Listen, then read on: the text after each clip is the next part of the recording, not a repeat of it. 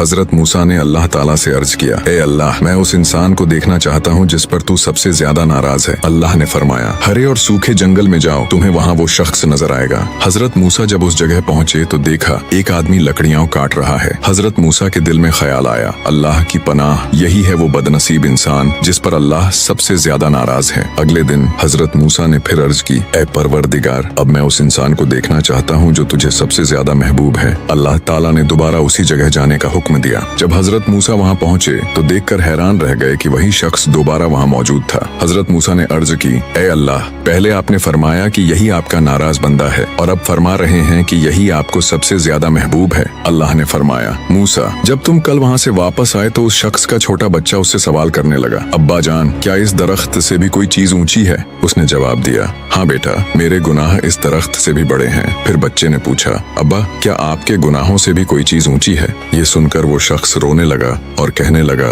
अल्लाह की रहमत मेरे गुनाहों से भी ऊंची है, बस उसकी इसी बात पर मैंने उसके सारे गुनाह माफ कर दिए।